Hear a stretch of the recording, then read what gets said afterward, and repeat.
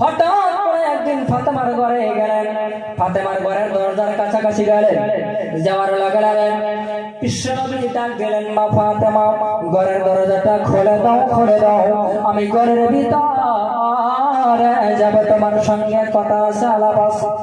বিশ্বনবী ফাতেমা বললেন, বিশ্বনবীর বেটি ফাতেমা বললেন, ও আব্বাজান, আমি এমন একটা অবস্থার মধ্যে গো, ও আব্বাজান এমন একটা অবস্থার মধ্যে আছি মা, আব্বা আপনি এই মুহূর্তের মধ্যে ঘরের ভিতরে আসতে পারবেন না। কেন যাইতে পারবো না? ফাতেমা বলেন, আব্বা আমার স্বামী এমন একটা কাপড় কিনে দিয়েছে, কাপড়টা হলো পাতলা, কাপড়টা পরার কারণে আমি ফাতেমার শরীরটা দেখা যায় না। আব্বা গো, আমি ফাতেমার সেই কাপড়টা পরে আছি, আব্বা জান আজকে আপনার সঙ্গে সাক্ষাৎ করতে পারবো না আব্বা জান, অন্য সময় আসবেন, এই কারণে সাক্ষাৎ করতে পারবো না। পৃথিবীর জমিনে আব্বা জান আপনি বিশ্বনবী, আমি বিশ্বনবীর বেটি ফাতেমা, আমার স্বামীর রক্ষার্থে, আমার স্বামীর পর্দার রক্ষার্থে আমি ফাতেমা আপনার সঙ্গে পাতলা কাপড় পরে বের হব না। এবার গো ও মা বোনেরা গো, পাতলা কাপড় পরে বিশ্বনবীর বেটি হইয়া আব্বার সঙ্গে সাক্ষাৎ হতে পারে না। ওই নবী জি বললেন, আমার আল্লাহ বললেন, পৃথিবীর জমিনের নারীরা তোমরা শোনে না, জেনে নাও, পৃথিবীর জমিনে আমি আল্লাহকে সেজদা দেওয়ার পরে যদি নারী লোকদের সেজদা করার হুকুম না থাকতো, হুকুম থাকতো, প্রত্যেকটা নারী তার স্বামীর পায়ে সেজদা দিতে পারতো। জোরে জোরে কন্যা সুবহানাল্লাহ। পর্দা করবেন কেমনে ভাবে? পর্দা করবেন না, পাতলা কাপড় পরে বিশ্বনবীর সঙ্গে সাক্ষাৎ করলেন না ফাতেমা। এবার লক্ষ্য করবেন না দাদা, এইটা ফাতেমার জীবনে একটা পর্দা কিনা? জোরে কোন ঠিক না বা ঠিক? ফাতেমার জীবনে একটা পর্দা। শুধু তাই নয়, হযরত আলী রাদিয়াল্লাহু তাআলা আনহু মা আম্মাজান মা ফাতেমা, ফাতেমা বললেন, স্বামী ও স্বামী গো, শোনেন শোনেন শোনেন, আমি ফাতেমার একটা ওয়াদা আপনার মানতে হবে। কি ওয়াদা আপনার তোমার ওয়াদা মানতে হবে, বলো বলো। এবার ফাতেমা বললেন, স্বামী গো আমার ওয়াদাটা হলো, আমি ফাতেমা দুনিয়া থেকে যেদিন বিদায় হয়ে যাব, আমি ফাতেমাকে দিনের বেলায় দাফন করবেন না স্বামী গো, আমি ফাতেমাকে দাফন করবেন রাত্রি বেলায়। তার কারণটা কি? আলী জিজ্ঞেস করলেন, ফাতেমা তার কারণটা কি? বলো বলো বলো। দিনের বেলায় তোমাকে দাফন করবো না, রাত্রি বেলায় তোমাকে দাফন করবো, এর কারণটা কি, রহস্যটা কি আমাকে বলো। ফাতেমা বললেন, ও স্বামী গো, স্বামী গো শোনেন শোনেন, আমি ফাতেমাকে যদি দিনের বেলায় আপনি দাফন করেন, তাহলে সাহাবা কেরামরা দেখতে আসবে বিশ্বনবীর বেটি কত লম্বা ছিল, কত খাটো ছিল, কেমন চেহারা ছিল, এমন দেখবে আমি ফাতেমার পর্দা ছুটে যাবে। সেই জন্য বলি স্বামী,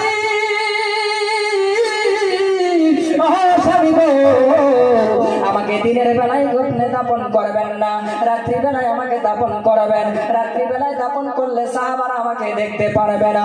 এবার মুসলমান মা বোনেরা গো, হযরত ফাতেমার জীবনের মধ্যে এটা পর্দার আমল। জোরে কন্যা সুবহানাল্লাহ। ও মা বোনেরা, এবার ভালো করে লক্ষ্য করবেন, এক জামানার মধ্যে দাঁড়ায় আল্লাহর ওলি মুসলমান একজন মহিলা ঢিলা ঢালা কাপড় পরতো, দাদারা আমার, তার স্বামীকে বলতেছে, স্বামী গো শুনে নাও, আমি ইন্তেকাল করার লগে লগে স্বামী গো, আমাকে আপনি কাপড়ের কাপড় লাগবে না, আপনি আমার এই ঢিলা ঢালা বরকা 2টা কাপড় আছে, এই 2টা কাপড়ের দ্বারাই আমাকে দাফন করে দেবে।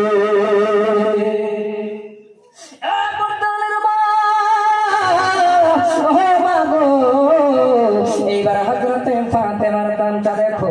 এবার ফাতেমা বললেন, ও স্বামী আমাকে দিনের বেলায় দাফন না দিয়া আপনি রাত্রি বেলায় দাফন করাবেন। হযরত আলী মা ফাতেমার কথাটা মেনে নিলেন। জোরে জোরে কন্যা সুবহানাল্লাহ। হযরত ফাতেমা দুনিয়া থেকে বিদায় হয়ে যাওয়ার পরে দিনের বেলায় ফাতেমাকে দাফন করে নাই, রাত্রি বেলায় তাকে দাফন করানো হয়েছে। ও মা বোনেরা গো, যদি বাড়িতে নিয়ে যাইতে পারো গো মা গো, একটু যদি বাড়িতে নিয়ে যাইতে পারো, মা ফাতেমার 2টা পর্দার আমল ছিল, দুইটা পর্দার আমল যদি তোমাদের জিন্দেগির ভিতরে থাকে, বিশ্বনবী বলেন ইল্লা মিন সালাসাতি, তিনটা আমল যে মহিলার মধ্যে থাকবে না দাদা, ওই তিনটা আমল করার কারণে প্রত্যেকটা নারী জান্নাতে চলে যাবে। জোরে করেন না সুবহানাল্লাহ। প্রত্যেকটা মা বোনেরা, প্রত্যেকটা মায়েরা জান্নাতে যাওয়ার জন্য আশা করে কি করে না? এই জান্নাতে যে আমরা যাব, জান্নাতের কাম কইরা না না কইরা? আর জোরে কম। জান্নাতের কাম কইরা জান্নাতে যেতে হবে। জান্নাতের কাম একটাও নাই। আহা আমি গল্প করে বেড়াই আমি জান্নাতি রে, কিন্তু জান্নাতের কাম করতে হবে। জোরে কম, ঠিক না ভাই? ঠিক। কোন দোষ থেকে পর্দাওয়ালা মা বোনেরা, তাহলে দুইটা আমল যদি থাকে, মাগো এই দুইটা আমল আপনার ভিতরে ঢোকান। মা ফাতেমার জিন্দেগি যদি কোন প্রত্যেকটা মহিলার ভিতরে ঢুকে যায়, ওই মহিলা কোনোদিন শ্বশুর শাশুড়িকে মুখ তুলে গালি দিবে না, চোখ তুলে তাকাবে না, এবং বদ কথা বলবে না, খারাপ কথা ওই ছেলে ওই বউয়ের মুখের দ্বারা শ্বশুর শাশুড়ির পক্ষে হবে না। কথা কোন ঠিক না? ঠিক। উরে বাবা রে বাবা, ডিজিটাল যুগ আর ডিজিটাল বউ, বাপ রে বাপ। সকালে বিবাহ করা আছে, সন্ধ্যার সময় কয় জুদে খাবে। জুদে বুঝেন আলাদা খাবে আছে না নাই? কি সোনার চান। মা 10 মাস 10 দিন যে পেটে ধারণ করলেন, এই 10 মাস 10 দিন যে উলামায়ে কেরাম বয়ান করে, এই কথা কোরআনে আছে না নাই? কথা বলেন আছে না নাই?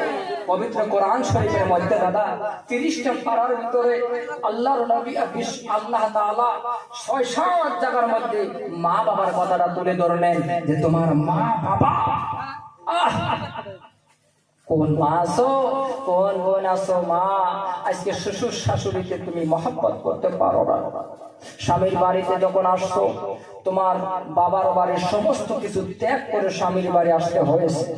আহা, কিন্তু শ্বশুর শাশুড়িকে পিতা মাতার মতো যেই শ্বশুর শাশুড়িকে যেই বউ দেখবে, আর শ্বশুর শাশুড়ি ওই বউকে যেমন নিজের মেয়ের মতো দেখবে, ওই বাড়িটা জান্নাতের বাগান হয়ে যাবে। জোরে বলেন সুবহানাল্লাহ। জান্নাতের বাগান হবে।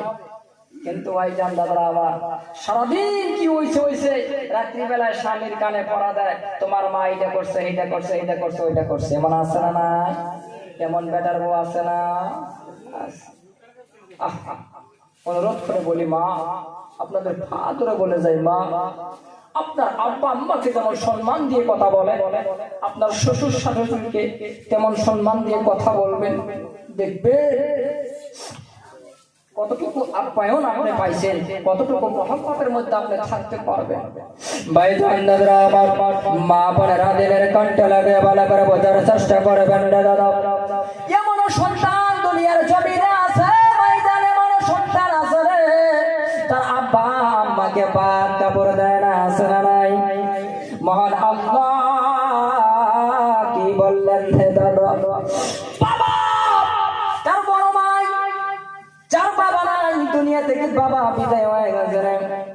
হাদিস শরীফের ভিতরে দেখেন, তাফসীরের ভিতরে দেখেন, যার পিতা মাতা দুনিয়ার জমিনে নাই, তার বড় ভাই যদি মুরব্বী হয়ে যায় রে দাদা, তার বড় ভাই কি পিতার মতো সম্মান দিতে লাগবে। কিন্তু বর্তমান জামানার মধ্যে নাই, বড় ভাই কষ্ট করে ছোট ভাইকে লেখাপড়া করাইছে দাদা। বাস্তব একটা ঘটনা আমি আপনাদের সম্মুখে তুলে ধরলাম। এটা কোরআনের ঘটনা নয়, হাদিসের কোনো ঘটনা নয়, বাস্তব একটা ঘটনা আপনাদের সম্মুখে তুলে ধরবো। এবার বলেন বলবো কি বলবো না? বলবো কি বলবো? ভাই দাদা, মা বাবার সন্তান কেমন দেখুন, সন্তান বিবাহ করছেন, কিন্তু ভাইজান সন্তানটা বাবাকে বাদ দেয় না, আম্মাকে বাদ দেয় না। এই মুসলমান কিছুদিন পরে বাবা দুনিয়া থেকে বিদায় হয়ে গেছে না, একটু দিলটা নরম করে দিবেন না বন্ধু।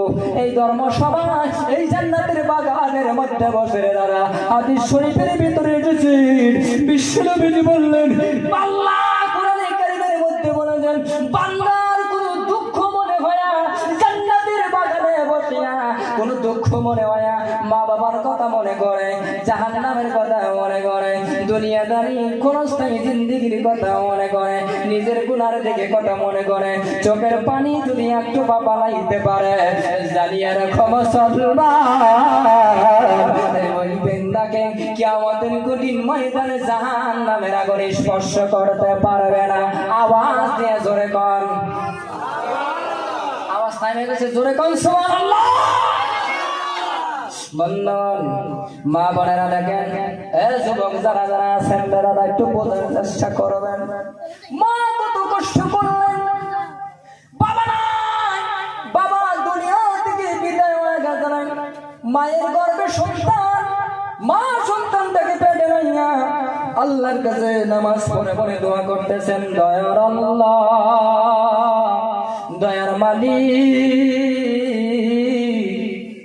আমার স্বামী বিদায় হয়ে গেছে, আমার যে পেটে সন্তানটা আছে সন্তানটাকে আমি হাফেজ বানাবো, আমি আলেম বানাবো, এমন নিয়ত করলেন রে দাদা। এইবার বলেন বান্দা যখন নিয়ত করে আল্লাহ নিয়ত পুরো করে কি করে না? আরো যখন করে কি করে না? ইন্নাহু হুয়াল গফুরুর রাহিম। এইবারে দেখেন ওই মা কত কষ্ট করে সন্তানটাকে প্রসব বেদনা খালাস করিয়ে সন্তানকে লালন পালন করতে যায়। 1 বছর, 2 বছর, 3 বছর, 5 বছর হয়ে গেল, ইংলিশ মিডিয়াম স্কুলের মধ্যে লেখাপড়া করার জন্য দিল। বর্তমান জামানায় দেখবেন, টাকায় দেখুন দাদা, বর্তমান জামানার মধ্যে এই মুহূর্তে এই জামানার মধ্যে দাদা সন্তানকে মানুষ করার জন্য মা বাবা ব্যাগ কান্দে লইয়া স্কুলে যায়, ঠিক না বেঠিক? বড় ভাই ব্যাগটা কান্দে লইয়া স্কুলে যায়, দাদারে মা মনে মনে মনে মনে ভাবতে লাগলেন, আমার সন্তানকে মানুষ করব, আমার জীবনটা এবারে শেষ করে দিও, দ্বিতীয় বিবাহ বলব না, আমার সন্তানকে উচ্চ শিক্ষিত বানাইব, চাকরি করবে, আমি মা বসে বসে খাবো। এইবার দেখেন মা সারাদিন বসে থাকে স্কুলের ময়দানে, সারাদিন ক্লাস হয়, সন্ধ্যার সময় ব্যাগটা নিয়ে বাড়ির দিকে আসে। এবার বাড়ির দিকে আসলো, 1 বছর 2 বছর করতে করতে 10 বছর হয়ে গেল, 10 বছর হয়ে যাওয়ার পরে 10, 15, 20 বছর হয়ে গেল, ম্যাট্রিক পাস করলেন দাদা, আইবিএ পাস করলেন, হাই সেকেন্ডারি আইবিএ পাস করলেন, করার পরে কপাল কত ভালো ভালো ভালো দাদা, চাকরি পাইলেন, এমন চাকরি পাইলেন দাদা, বিশাল একটা বড় চাকরি। খুব ভালো করে যুবক বন্ধু কথাটা লক্ষ্য করবেন, বিশাল বড় একটা চাকরি পাইলেন। মা বলতেছেন, আল্লাহ গো আমার সন্তান বুঝি মানুষ হয়ে গেছে, আল্লাহ ও আল্লাহ, আমি মার পরিশ্রম বুঝি কামে খাটলো, আল্লাহ গো আমার সন্তান চাকরি পাইছে, আমার আর কোনো দুঃখ থাকবে না, কোনো দুঃখ থাকবে না, কোনো দুঃখ নাই। মা বলতেছেন 2টা হাত বাড়ায় দিয়ে বলে, আল্লাহ আমার সন্তানকে, এখন আমার একটা দাবি আছে, আমার সন্তানের বয়স হয়ে গেছে গো, আমার সন্তানকে বিবাহ দিয়ে দেই।